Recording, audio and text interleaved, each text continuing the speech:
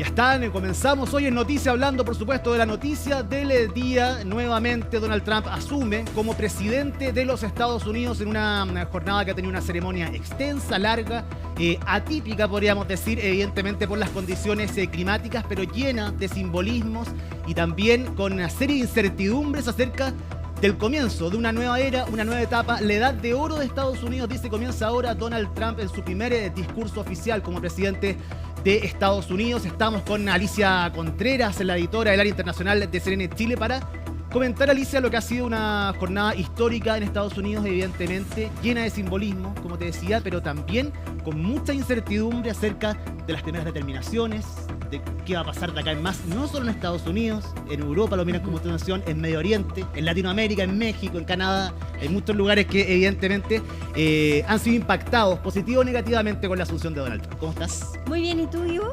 Muy bien también. 30 minutos habló Donald Trump después de asumir como el presidente número 47 de los Estados Unidos. Él se fue como número 45 y llega entonces nuevamente a la Casa Blanca. Donald Trump realizó su ceremonia de juramentación, que fue atípica porque, claro, se realizó dentro y no en las afueras del Capitolio por esta ola de frío que hay en Estados Unidos, pero al mismo tiempo muy republicana, porque se respetaron todas las ceremonias tradicionales que se realizan en este tipo de actos, a diferencia de la última investidura presidencial de Joe Biden, donde Donald Trump no asistió.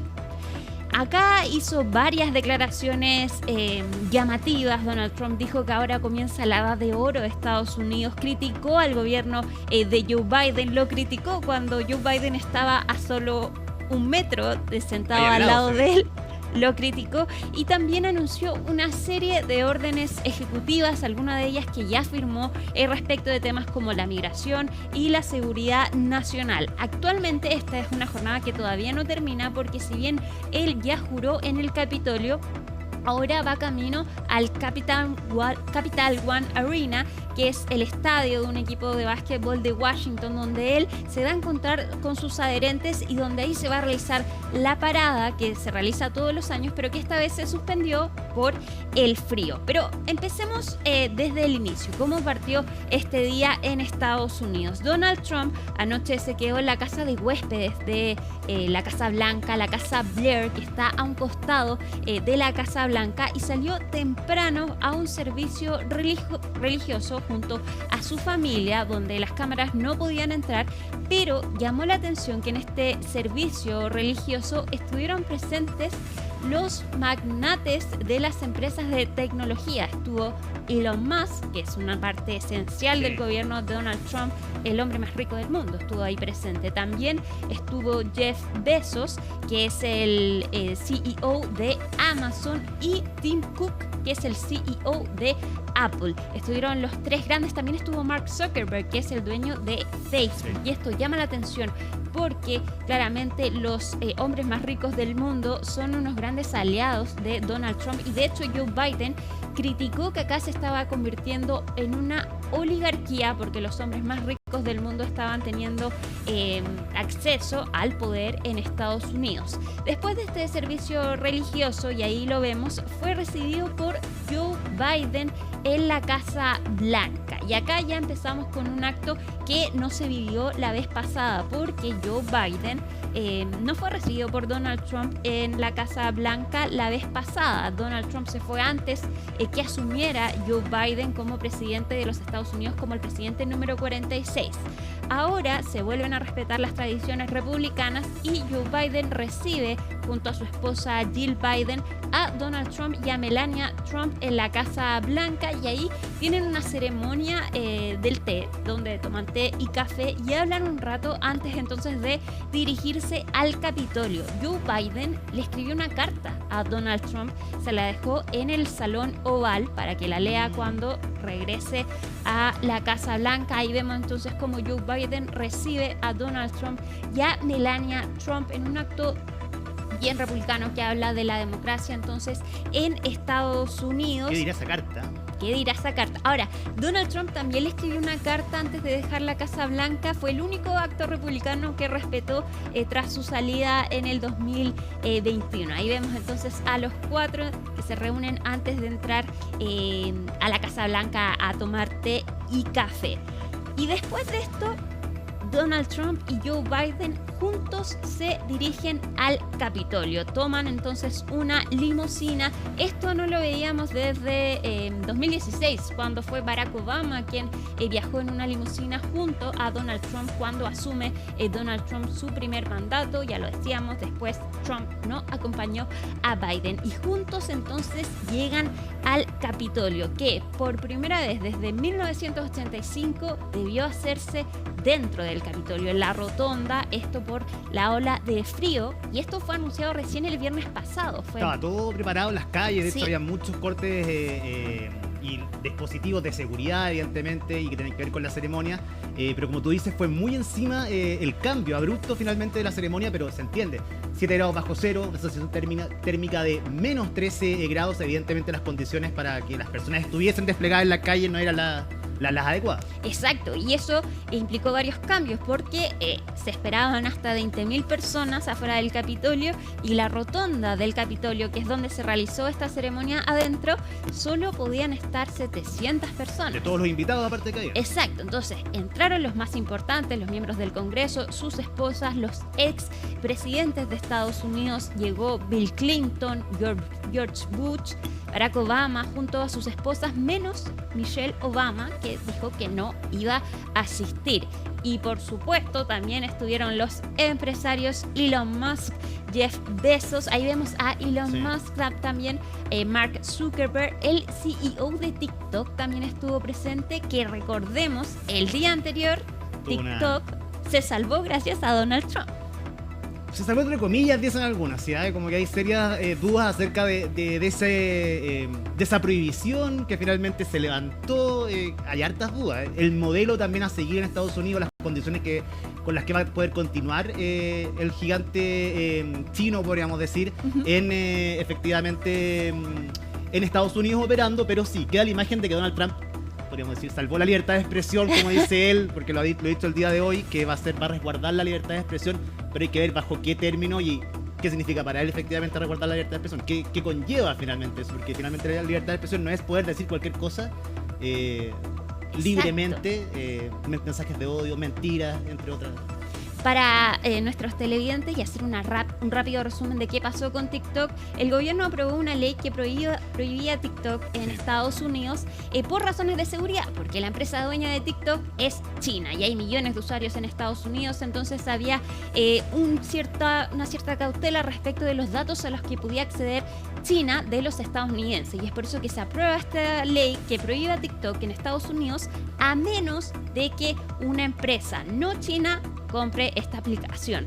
Sin embargo, no lo logró, esta TikTok no pudo ser vendida, y es por eso que ayer se apagó, no se podía ingresar en Estados Unidos. Sin embargo, Donald Trump, al asumir como presidente de los Estados Unidos, puede hacer una prórroga para extender entonces por 90 días el funcionamiento de TikTok antes de que pueda ser vendido. Y acá Donald Trump lo que promete entonces es que podría hacerse una compra de TikTok con el 50% que sea parte de una empresa estadounidense.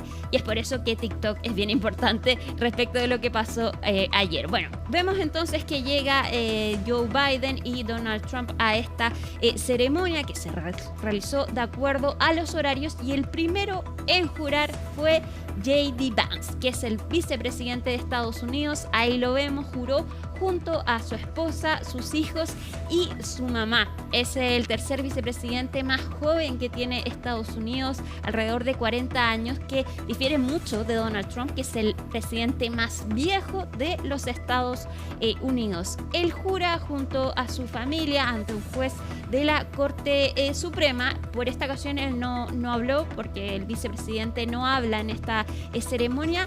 Y después fue el turno entonces de Donald Trump, que juró con el presidente de la Corte Suprema. Lo hizo junto a todos sus hijos y junto a Melania Trump. Y acá comienza entonces las primeras palabras de Donald Trump como el presidente número 47 de los Estados Unidos, y dice varias declaraciones que llamaron la atención. Habló durante 30 minutos y comenzó este discurso diciendo que acá comienza la edad de oro de Estados Unidos. Escuchemos lo que dijo Donald Trump. I, Donald John Trump, do solemnly swear I, Donald John Trump, do solemnly swear that I will faithfully execute that I will faithfully execute the office of President of the United States the office of President of the United States and will, to the best of my ability, and will, to the best of my ability, preserve, protect, and defend preserve, protect, and defend the Constitution of the United States. the Constitution of the United States. So help me God. So help me God. Congratulations, Mr. President.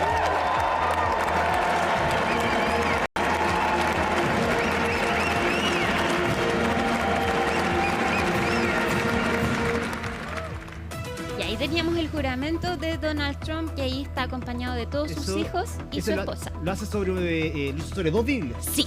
Una exacto. que es la de Lincoln, la clásica, y lo había hecho el año 2017.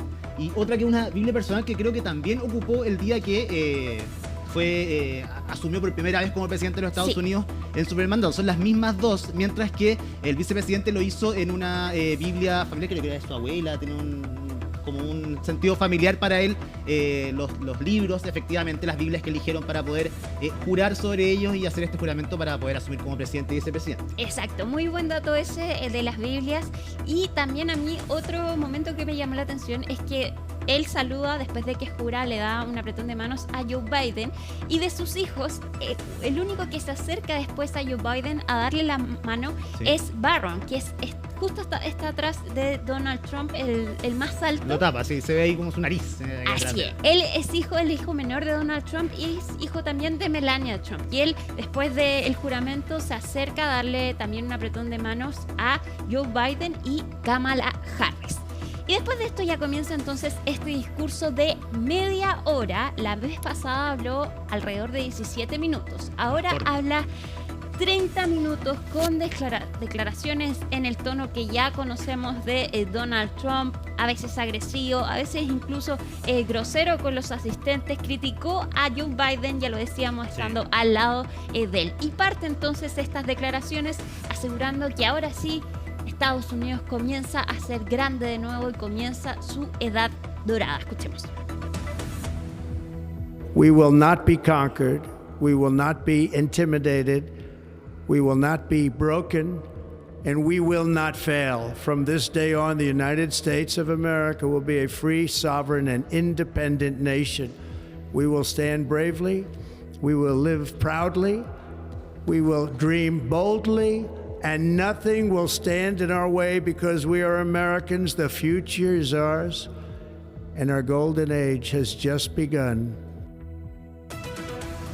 Y acá Donald Trump también habló, por supuesto, de lo que ocurrió ayer en Gaza. Sí. El alto al fuego que comenzó este domingo con la liberación de las primeras 3 rehenes. Y acá, si bien Estados Unidos es partícipe de este acuerdo como mediador y llevaba meses la administración de Joe Biden intentando lograr un alto al fuego, no podemos desconocer que efectivamente el equipo de Donald Trump participó en estas últimas negociaciones, incidió y se logró justo un día antes de que Donald Trump asumiera. Ahora, si bien tú dices, no es solamente Estados Unidos participó de estas conversaciones, de estas negociaciones, evidentemente ya como presidente electo tiene una injerencia importante para lo que es el futuro de lo que pasa en Medio Oriente, lo que impacta no solamente a ese sector, sino que a todo el mundo. Pero Donald Trump ha dicho a entender que gracias a él se logró ese acuerdo, que él fue fundamental, su equipo fue fundamental en poder lograr este acuerdo, algo que evidentemente también es cuestionable. Claro. Se aportó dentro de un grupo, evidentemente, pero que él dice que él fue el que propició este acuerdo. Ahora, pero sí es cierto que no podemos desconocer de que efectivamente puso presión a Israel, y si bien el acuerdo que se aprobó era el mismo que propuso Joe Biden, todos se preguntan, bueno, ¿por qué Joe Biden no logró que esto se aprobara antes y solo recién ahora? Y por supuesto, Donald Trump hizo gala de esto en su discurso y en las distintas declaraciones en que aplaudían a Donald Trump. Joe Biden y Kamala Harris nunca se pararon a aplaudirlo, excepto en ese momento cuando él habla del acuerdo en Gaza. Igual fue muy inteligente Donald Trump en el sentido de ordenar un poco los temas geopolíticos internacionales, guerras grandes, conflictos grandes que están sucediendo. Ha opinado mucho de lo de Rusia y Ucrania también, ha ejercido presión acerca de que las partes se puedan juntar, que pueda existir una especie de acuerdo. Recordemos que Estados Unidos ha invertido muchísimo dinero en estas campañas, sobre todo lo que tiene que ver con Ucrania, y también lo hace ahora con lo que sucede en Medio Oriente. Es como que ya, yo llego, me siento como el presidente de Estados Unidos, pero creo que esté ordenado también el resto. Y tiene que ver con el discurso de ser una superpotencia Estados Unidos, volver a ser como el país número uno, casi que el que va a mandar, el que va a dirigir el devenir de todos estos conflictos a nivel mundial. Es un triunfo absoluto este acuerdo, y que se realizara justo el día antes le vino como anillo al dedo a Donald Trump. De TikTok y ahora exacto, son todos de acuerdo. Escuchemos lo que dijo Donald Trump. My proudest legacy will be that of a peacemaker and unifier. That's what I want to be, a peacemaker and a unifier. I'm pleased to say that as of yesterday, one day before I assumed office, the hostages in the Middle East are coming back home to their families. Y otro punto que no podía estar fuera de estas declaraciones fue la alusión al canal de Panamá. Donald Trump ha reiterado desde que asumió, desde que ganó las elecciones en noviembre pasado, que quiere hacerse del control del canal de Panamá. Así lo dice. Canal que tiene una soberanía Panamá por sobre este canal. Muchos analistas dicen que quizás él lanza estas declaraciones grandilocuentes de decir que quiere retomar el control del canal de Panamá para, la verdad, lograr algo más realista, que es bajar las tarifas, los aranceles a los barcos estadounidenses que pasan por este canal. Y por otro lado dice que China tiene un control muy grande en este momento en el canal de Panamá, entonces lo van a recuperar, se lo van a quitar a Panamá, dice, para recuperar lo que es nuestro, porque, aparte del tema de los aranceles, porque China tiene una injerencia muy grande ahí, y eso también evidentemente no le causa nada de gracia. Claro, por supuesto que el presidente de Panamá ha negado esto, China también. Y de hecho, el mayor usuario de este canal es precisamente Estados Unidos. Pero acá él reitera entonces que Estados Unidos tiene que volver a controlar este canal. Escuchemos. We have been treated very badly from this foolish gift that should have never been made, and Panama's promise to us has been broken. The purpose of our deal and the spirit of our treaty has been totally violated. American ships are being severely overcharged and not treated fairly in any way, shape, or form, and that includes the United States Navy. And above all, China is operating the Panama Canal, and we didn't give it to China, we gave it to Panama, and we're taking it back. Ahora él habla de China, pero TikTok le agradeció a Donald Trump por esta dilatación de la normativa que prohíbe TikTok en el país, cuya aplicación es China, y también invitó al vicepresidente de China. Invitó a Xi Jinping, de hecho, pero no pudo ir, se excusó. Evidentemente hubiese sido raro que llegara, de todas maneras. Pero lo de TikTok sigue siendo, van a poner un modelo de negocio que sea manejado en partes iguales entre China y Estados Unidos. Yo creo que tiene que ver más con el negocio y la cantidad de dinero que mueve efectivamente esta aplicación. Otro de los puntos que me llamó la atención, Alicia, que tiene que ver también con la política internacional, es el nombre cambiar el nombre al Golfo de México. El Golfo de América. Que se borra el nombre de Golfo de... Bueno, y va a tener una relación muy especial con México, con el tema de la frontera. Exacto. Cerrarla, efectivamente. En México ya están hablando acerca de estas palabras, preparándose para lo que va a ser el cierre de la frontera, el devolver a gente, retomar esta política de que los mexicanos se queden en México, no pasen a Estados Unidos. Así que vamos a ver, porque esa zona se va a militarizar, él ya lo anunció. Que hace eso efectivamente, que va a tener recursos, va a poder disponer de inteligencia, de personal, de muchos recursos específicamente para estar en esa zona y poder sacar adelante esa política que efectivamente es de shock en la frontera sur. Exacto, es que la migración fue un tema muy importante en su campaña y de hecho anunció una serie de órdenes ejecutivas, algunas de ellas ya las firmó en el Capitolio y una de ellas es declarar estado de emergencia en la frontera sur por la migración, también declarar a los carteles de drogas como organizaciones terroristas y de hecho ya se informó que la aplicación que usan los migrantes para poder acceder a Estados Unidos y para poder cruzar la frontera fue desactivada, entonces ya desde el día 1 efectivamente está tomando acciones en contra de la migración ilegal. También anunció medidas respecto de la energía, de poder seguir perforando conductos de petróleo. También con esta energía verde, volver al hidrocarburo. Exacto. Es un mensaje directo a las empresas automotrices para que puedan seguir generando en Estados Unidos, retomar la economía. Exacto, y un punto bien importante es que tiene este afán expansionista, habla de Groenlandia, de querer comprarla, pero hoy día habló de incluso querer llegar a Marte. ¿Y quién celebró ese anuncio? Elon Musk. Escuchemos esas declaraciones. The United States will once again consider itself a growing nation, one that increases our wealth, expands our territory, builds our cities, raises our expectations, and carries our flag into new and beautiful horizons. And we will pursue our manifest destiny into the stars, launching American astronauts to plant the stars and stripes on the planet Mars. O sea, ese es el nivel, él ya está pensando en el espacio exterior y acá el gran aliado entonces es Elon Musk. También habló en contra de las políticas de diversidad e inclusión y lanzó una frase que fue bien polémica y que la aplaudieron. Mira, escuchemos. As of today, it will henceforth be the official policy of the United States government that there are only two genders, male and female.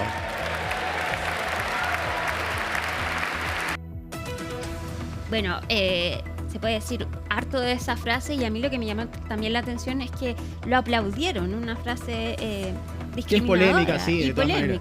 Y va en la línea de lo que él ha propuesto siempre en su primer gobierno. Ahora intensificó esto en el periodo de campaña.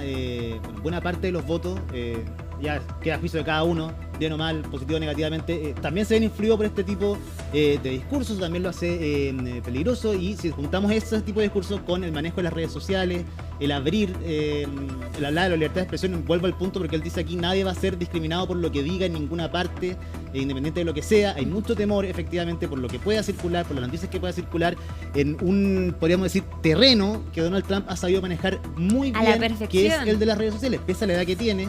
78 años, es una persona que ha manejado y ha entendido perfectamente el negocio de las redes sociales, la penetración que tienen los mensajes a través de eso. Se blindó de los dueños de las principales redes sociales del mundo, que lo van a seguir, que van a tener facilidades también para ellos seguir aumentando sus capitales, aumentando sus negocios. Entonces, efectivamente que pone un ojo importante ahí, pero de que él ha ocupado bien, supo cómo manejar el tema de las redes sociales, el mundo digital, lo hizo a la perfección. Claro. De hecho, su campaña, gran parte de su campaña se basó en eso. Ahora, el peligro es la desinformación, porque él también ocupa la desinformación a su favor. Entonces, también eso es peligroso, e incluso cuando Meta anunció que no va a seguir verificando información, eso es bien grave para la difusión de estas mentiras a veces a través de las redes sociales. También recordó su atentado, que recordemos que en campaña intentaron matar a Donald Trump, él sobrevivió a este ataque y dijo entonces que Dios lo salvó para que él pudiera salvar a Estados Unidos. Mayor. Escuchemos a Donald Trump. Just a few months ago in a beautiful Pennsylvania field, an assassin's bullet ripped through my ear. But I felt then, and believe even more so now, that my life was saved for a reason. I was saved by God to make America great again.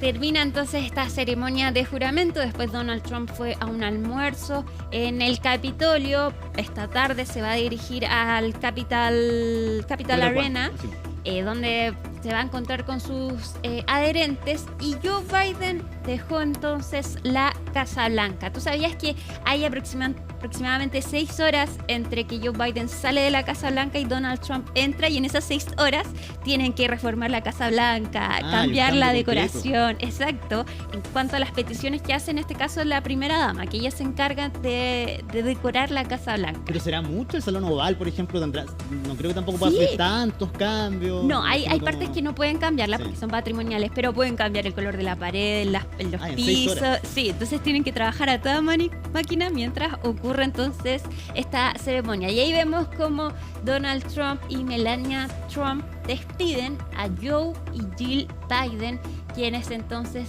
dejan la Casa Blanca. Se va el presidente número 46 de Estados Unidos y se queda el presidente número 47. Y ahí vemos imágenes en vivo del Capital One Arena, este estadio de básquetbol del Washington, que está siendo utilizado entonces por Donald Trump para este evento. Ya estuvo Elon Musk hablando frente a estas personas. Acá se va a hacer la parada que se hace tradicionalmente en el cambio de mando, y se espera que llegue Donald Trump para hablar nuevamente con sus adherentes. Ayer también habló frente a ellos, habló de estas órdenes ejecutivas que iba a firmar, habló de TikTok, reiteró básicamente lo que dijo hoy día en la ceremonia de Asunción. Bueno, estas son imágenes en vivo y en directo desde Washington, la capital de Estados Unidos. Acá hay cerca de 20.000 personas en las que pueden ingresar, también por un tema de capacidad de aforo, de lo que significa este estadio. Son estadios que tienen varias bandejas hacia arriba. Eso está lleno completamente. Me imagino que debe tener también un nivel de seguridad extremo en ese lugar, y es el lugar que eligieron para poder albergar a toda la gente que, como les contaba Alicia, generalmente se hacen estos desfiles en la vía pública. La gente en la avenida Pensilvania se ve transitar ahí al presidente después de asumir de esta ceremonia, efectivamente, pero se buscó este lugar para poder cubrir a las personas del frío que hizo efectivamente que cambiaran las distintas ceremonias del día de hoy. Ustedes ven a todos abrigados al aire libre, y las imágenes al interior, por supuesto, el Capitolio, por ejemplo, se ve la gente ya normal, pero un invierno crudísimo, que es el que recibe a Donald Trump en el inicio de un nuevo mandato. Alicia, que va a estar lleno de, como te digo, incertidumbre al principio, pero para él con mucha certidumbre, porque como tú decías, ya firmó algunos decretos, ya entregó las primeras directrices. Vamos a ver efectivamente cómo se reciben en Estados Unidos, pero también alrededor del mundo, la llegada nuevamente de Donald Trump y su instalación en la Casa Blanca. Y con imágenes en vivo entonces a un costado de lo que está sucediendo en Estados Unidos, y al otro costado parte de la ceremonia el día de hoy en el Capitolio. Me llamó la atención, solo para cerrar esta parte, Alicia, dentro de los simbolismos también, por ejemplo, la vestimenta de Donald Trump. Su corbata tenía la corbata roja de siempre, una corbata morada. Pero el resto, sus hijos y otras personas de su comitiva, era la corbata roja característica de él, por ejemplo. Impecable. Melania también va a ser un ícono elegantísima, hay que decirlo. Es un ícono de moda, efectivamente, también. Así que son varios los simbolismos, y me parece que llega con un apoyo un poco mayor que en el año 2017, cuando asume Donald Trump, en el sentido de que ya se conoce efectivamente quién es, más allá de lo que cada uno pueda pensar de él. Ya fue presidente de Estados Unidos, y evidentemente la incertidumbre es menor, pese a que existe mucha, a lo que había hace algunos años. Exactamente. Y para seguir analizando este tema, Ivo, queremos invitar a la conversación al analista internacional del Instituto de Res Pública, Álvaro Iriarte. Ya lo hemos tenido acá en Hoy es Noticia. Álvaro, ¿cómo estás? Hola Alicia, hola Ivo, encantado de estar con ustedes, feliz de acompañarlos. Álvaro, cuéntanos qué te parecieron las primeras palabras de Donald Trump como presidente de los Estados Unidos. Mira, yo me atrevería a decir que salvo, y esto es mi opinión, pero salvo el tema del canal de Panamá, yo me atrevería a decir que el resto, si tú contrastas el discurso del 2017 con el discurso de hoy, este es un discurso mucho más positivo, mucho más optimista, mucho menos autorreferente. Y eso también puede estar en línea con lo que le escuchaba yo a Ivo, que pareciera que llega con más apoyo, más allá de la aprobación y de que venció clara y contundentemente a Kamala Harris en el voto popular y en el colegio electoral. Y eso podría estar reflejado en este discurso, con guiños de futuro, no de pasado. Por supuesto que hay un bloque donde es bien particular porque le pega como 4 o 5 veces seguido a la administración Biden, pero siempre está hablando de futuro. Esa es la impresión que tengo yo de el discurso del presidente Trump. Sí, y hablando de futuro, podríamos decir, ultra futuro, hablando incluso de poder viajar a Marte, así que más allá de lo que puede hacer efectivamente durante estos 4 años, solamente lo que va a durar su mandato. Quería saber, Álvaro, más allá entrando también a los discursos, lo que hablábamos con Alicia, el tema de las políticas migratorias. Él ha sido constante en su crítica, en las directrices que ha dado este estado de emergencia en la frontera sur. Evidentemente va a traer aparejado un pequeño sismo importante en lo que es México, la ola inmigrante también que está entrando a Estados Unidos, y con la posibilidad de establecer militares, contar con fondos exclusivos solamente para eso, con políticas y un poder distinto efectivamente para poder aplicarlas ahí. ¿Cómo ves tú eso y cómo va a impactar efectivamente en México, en los países centroamericanos y también en la ola migrante que llega hasta Estados Unidos? Mira, yo creo que efectivamente, Ivo, lo primero es que sin lugar a dudas el discurso hoy día tuvo bastante de eso, pero a diferencia de otras veces, y esto es importante hacer el contrapunto, o sea, yo estuve siguiendo la transmisión completa. Fíjate, Ivo, que el presidente fue muy categórico en decir vamos a expulsar a los delincuentes que son inmigrantes ilegales.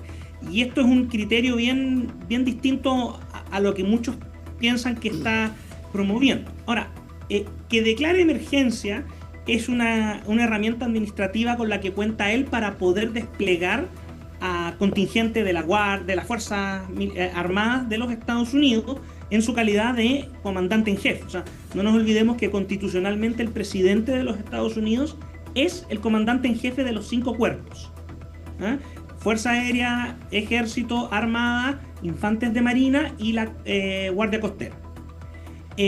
¿Esto cambia inmediatamente el tema? No, pero sin lugar a dudas va a modificar la estructura, porque al tener desplegado para los patrullajes un contingente mayor al de la policía de frontera, se apuesta sobre todo a un elemento disuasivo. Ahora, la segunda parte de tu pregunta, Ivo, estoy de acuerdo. Yo creo que México no va a tener mayor problema. No nos olvidemos que a pesar de las profundas diferencias ideológicas y de principio que existía, por ejemplo, en su primer mandato con el presidente Andrés Manuel López Obrador, la verdad es que la situación bilateral, la relación bilateral por el tema de la frontera sur fue bastante expedita, y en la práctica el gobierno de México colaboró bastante activamente en el control de las caravanas de migrantes y que venían desde Centroamérica o desde otras partes. Probablemente el presidente Trump apueste a hacer lo mismo con la presidenta Sheinbaum. Vamos a tener que esperar para ver cómo fluye esa relación. Pero hay un mismo elemento. Creo sí, Ivo, para cerrar esta como respuesta rápida, el resto de los países de donde provienen mayoritariamente estos migrantes, estoy pensando en Centroamérica, en Venezuela y en otros países sudamericanos, probablemente va a tener una complicación mayor, porque por ejemplo hoy día algunos portales reportaban que una de las primeras órdenes que dio el presidente fue terminar con la aplicación que había creado la administración Biden para tramitar los ingresos de los migrantes, una suerte de dinámica de una app de teléfonos para facilitar todo este proceso, ya sea que estuvieran pidiendo asilo o que hubieran entrado ilegalmente. Puso término.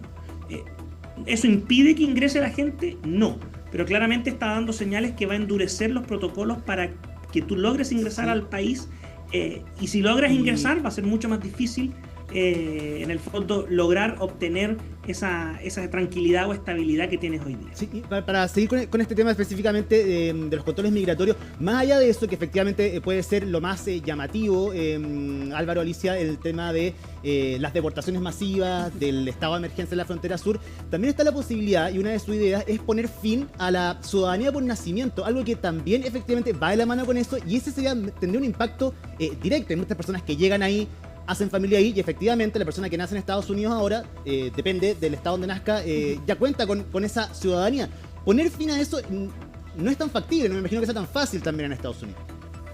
No va a ser tan fácil, eso requiere reforma legislativa.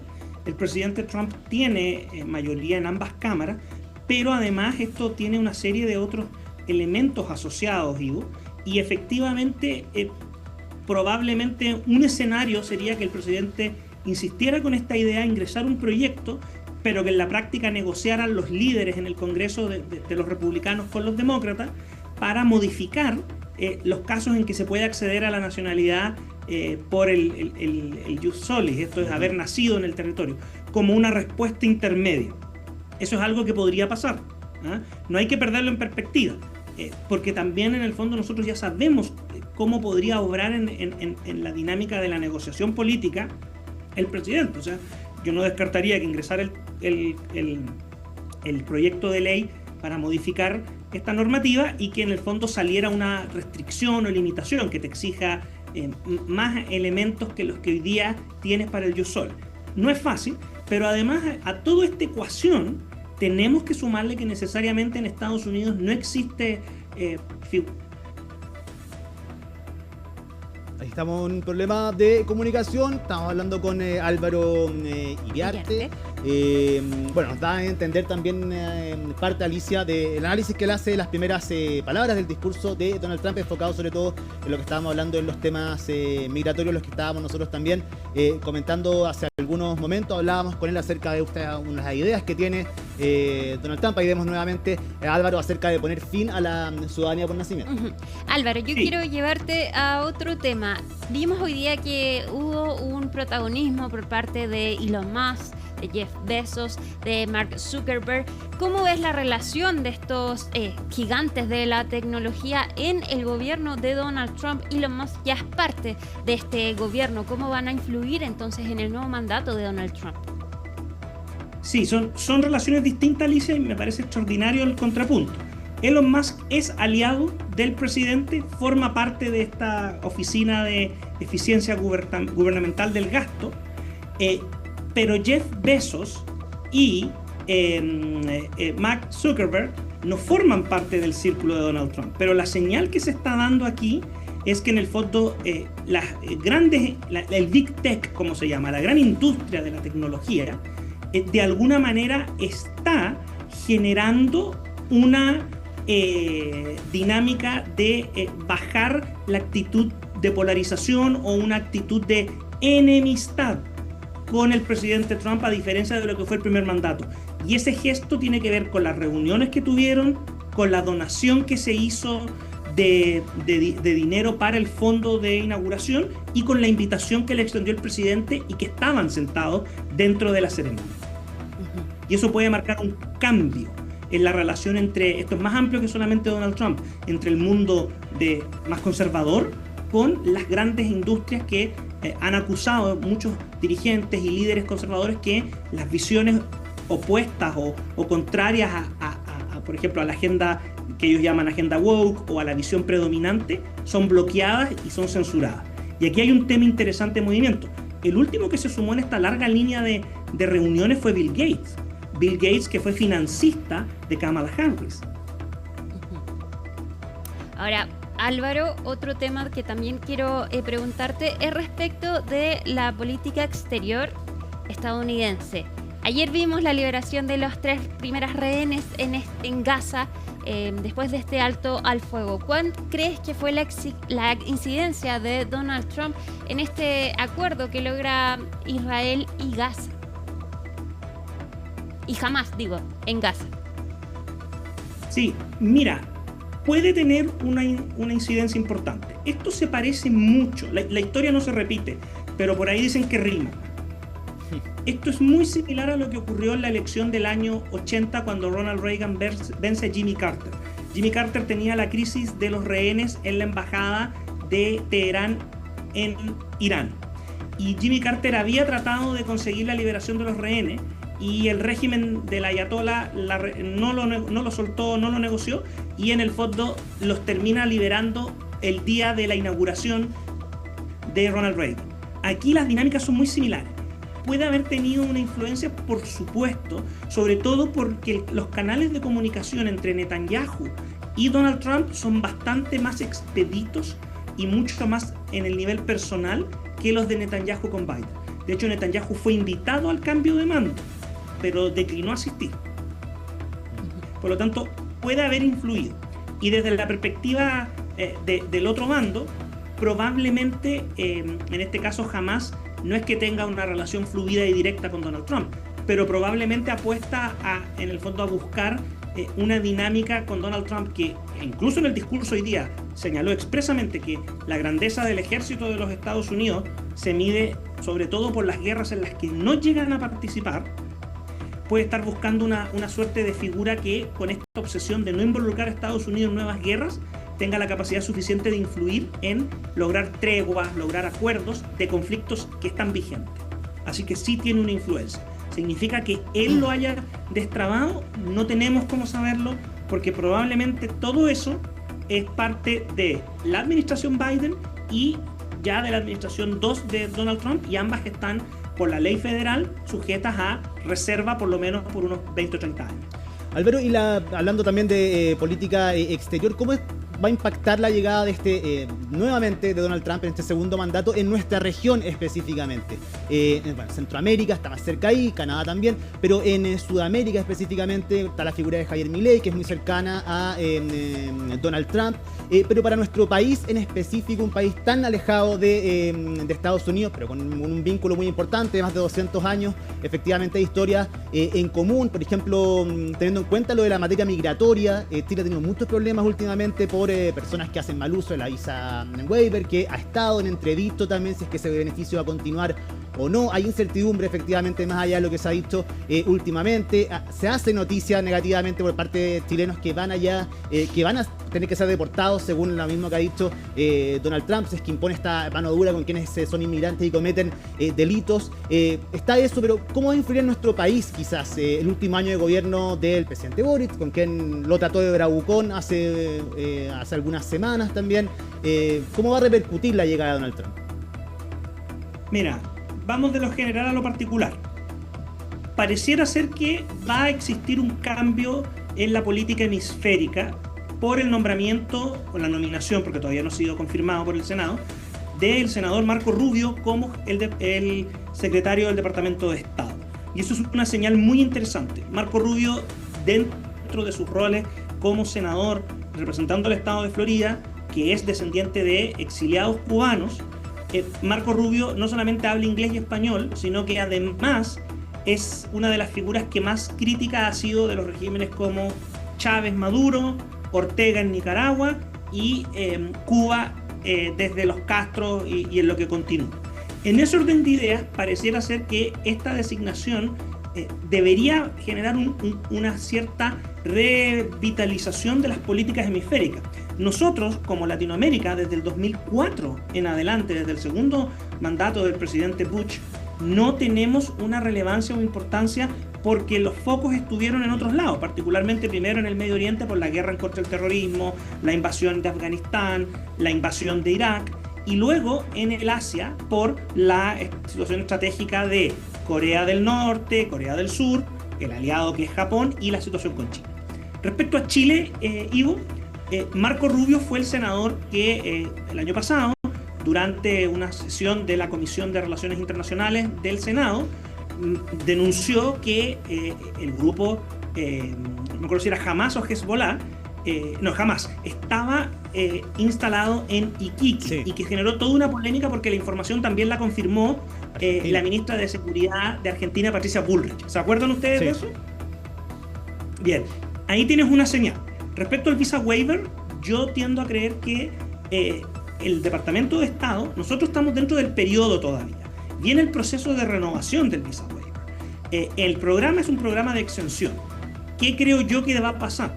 Lo primero es que Chile va a estar sometido a una mayor exigencia y escrutinio, sobre todo porque con el control republicano no se va a dejar un espacio para que tengamos estas discusiones de no le entrego los antecedentes penales, o miren ustedes lo que ya pasó con el pasaporte nuevo, que tiene un problema para tramitar el visa waiver. ¿Ok? Y en segundo lugar, no tenemos que olvidar que si nos salimos del programa volvemos a la dinámica tradicional, pero lo importante a considerar acá, y lo conecto con lo otro que tú señalaste, es el rol o lo que puede suceder con el presidente Milei. El presidente Javier Milei va a construir una relación bilateral personal, pero además de afinidad en las ideas con Donald Trump. Y eso puede tener una repercusión. O sea, por ejemplo, Donald Trump va a ver la posibilidad de generar vínculos de visa waiver para Argentina, que los mantengan, que los recuperen, o sea, va a cambiar la dinámica, porque sus aliados naturalmente no es Chile. No es Chile a nivel institucional y tampoco lo es a nivel personal, porque efectivamente el equipo asesor del presidente Trump considera que el presidente Gabriel Boric es una figura de extrema izquierda en el concierto y en la estructura de los Estados Unidos. Álvaro, Ivo, estamos viendo imágenes en vivo de lo que está ocurriendo a esta hora en Capitol Hill, donde están realizando este almuerzo en honor a Donald Trump, el nuevo presidente de los Estados Unidos. Vimos al vocero de la Cámara de Representantes haciendo un brindis por Donald Trump y siguen entonces las declaraciones en torno al nuevo mandatario, y después de esto entonces debería dirigirse a Capitol One. Una cosa, Alicia está hablando de un almuerzo, evidentemente, solo para que ponerlo en contexto, hay 2 horas menos en Guatemala. Exacto, a ver, sí. son las casi 6 de la tarde, 10 para las 6 de la tarde, uno podrá decir que están almorzando muy tarde, pero no, es un horario evidentemente un poco extendido de almuerzo, pero todavía dentro quizás de la franja horaria en la que usualmente se puede almorzar. Son las 3:50, 10 para las 4, igual se alargó el almuerzo. Sí, la sobremesa, me parece que la sobremesa hoy día es un poco más larga, ¿no? Álvaro, yo quería preguntarte precisamente por el gabinete de Donald Trump.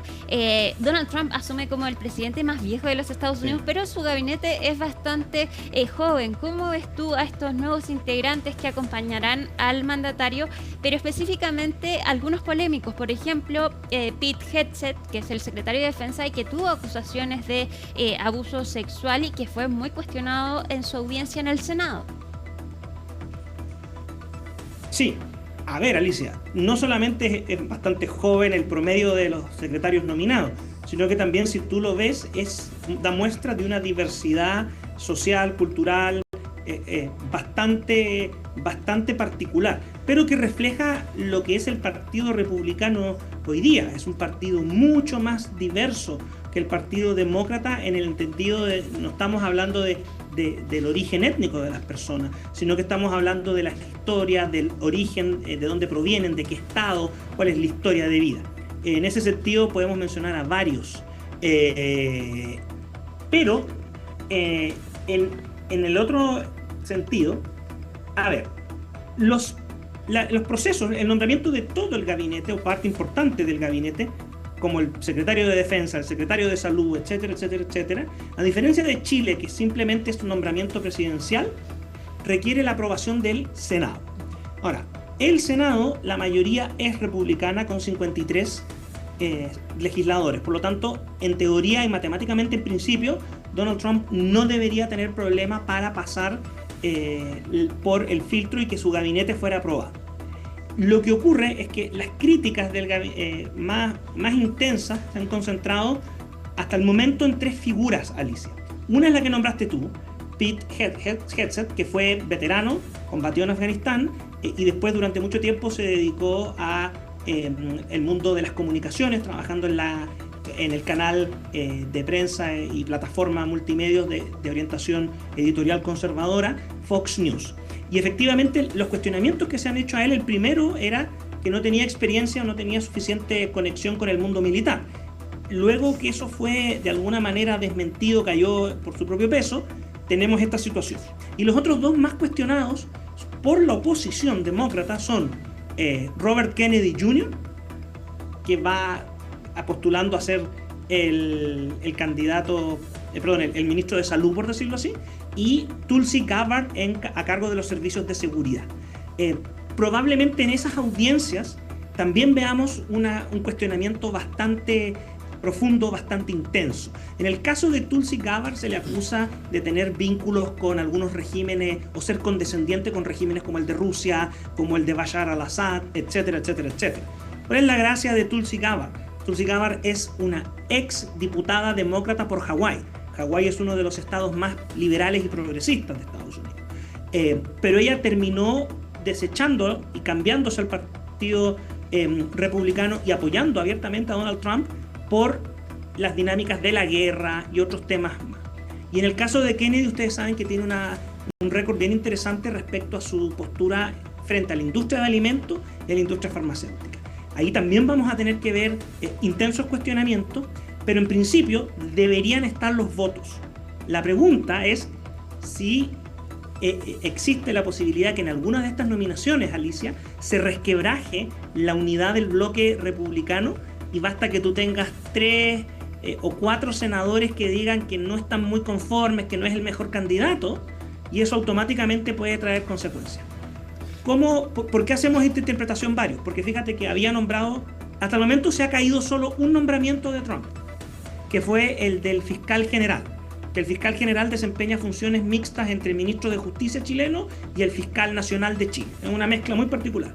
Había nombrado a Matt Gaetz y se le acusó de un sinnúmero de violaciones al Código de Ética de la Cámara de Representantes, se le acusó también de haber sostenido relaciones sexuales con una menor de edad, etc. Los propios senadores, sin dar nombres y en la interna, dieron a entender que no iban a prestar los votos para eso. ¿Y qué tuvo que hacer Trump? Hizo que Matt Gaetz renunciara y nominó a la ex fiscal de Florida. Eso todavía no pasa ni con Pete Hegseth, ni con Robert Kennedy Jr., ni con Tulsi Gabbard. Habrá que esperar. Álvaro, mirando en perspectiva lo que fue el primer gobierno de Donald Trump, quiero saber a tu juicio, ¿cuál fue el legado de ese gobierno o fue un legado inconcluso que quizás en esta próxima administración pueda completar? Pero me imagino que algo tiene que haber dejado. Mirando en perspectiva, pasó otro gobierno, el de Joe Biden, completamente distinto. Él viene a retomar algo que dejó pendiente, parte con ideas nuevas de cero, tratando de imponer algo, se le quedó algo que no lo pudo terminar en algún momento. ¿Se puede hablar de que hay un legado inconcluso o un legado nuevo que puede dejar esta administración? Sí, mira, hay una dinámica muy interesante. Esto lo vimos durante la campaña presidencial, lo comenté en más de una ocasión también aquí en CNN Chile. La elección y el resultado de la elección se comportó como una verdadera reelección de Donald Trump, por distintos factores. Y eso, Ivo, tiene un efecto, que es que en la práctica tú podrías tomar claramente que esto va a ser la consolidación de un legado o de un proceso que quedó abruptamente truncado el 2020. Y eso está presente. O sea, yo me atrevería a decir que hoy día las palabras en el discurso, cuando el presidente toma el micrófono, lo primero que dice es que comienza una época dorada para Estados Unidos, apostando a que va a hacer una gran recuperación económica, una gran recuperación financiera, una gran recuperación de los trabajadores, de la clase media, etcétera, etcétera, etcétera. Y ahí viene el punto central. No nos olvidemos que la elección de Donald Trump estuvo determinado, según lo que nos han ido mostrando las encuestas de boca de urna y los estudios ya con los datos reposados a 2 meses de la elección. Primero, el tema de la economía, la inflación y la situación de la creación de puestos de trabajo o la dificultad para emprender en Estados Unidos. En segundo lugar, una voluntad mayoritaria de sus votantes de no involucrarse en guerras en guerras extranjeras en el sentido de que no estás defendiendo a Estados Unidos directamente en la concepción de los votantes o a su territorio, que tiene un costo para ti humano en vidas que no son agradecidas y además un costo económico. Y un tercer elemento, hay un voto muy importante que es una suerte de respuesta, de reacción, de malestar a un exceso de lo que podríamos plantear como una agenda ideológica desde el ala más radical del Partido Demócrata. Entonces, este segundo mandato se va a comportar como un mandato que trae estos temas nuevos, pero que es una consolidación del primer mandato. O sea, la consolidación va a venir porque Donald Trump va a apostarlo todo por generar un impacto y una transformación en materia económica para Estados Unidos.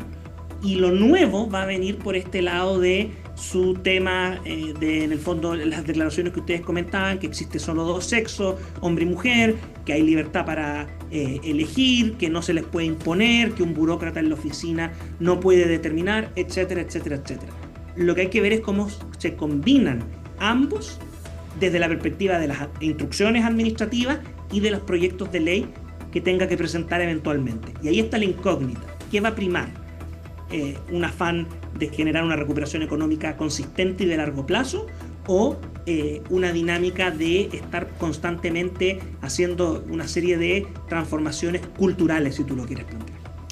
Álvaro Iriarte, analista internacional del Instituto Res Pública, muchísimas gracias por haber conversado esta tarde acá en Hoy es Noticia con nosotros, que estés muy bien. Muchas gracias, Ivo, muchas gracias, Alicia, y feliz de acompañarlo. Chao. Y Alicia, bueno, interesante conversación con Álvaro. Nosotros vamos a hacer una pausa acá en Hoy es Noticia, luego de este primer bloque dedicado exclusivamente a la asunción nuevamente, la toma de posesión de Donald Trump en Estados Unidos. Volvemos con más informaciones acá en un ratito más en Hoy es Noticia.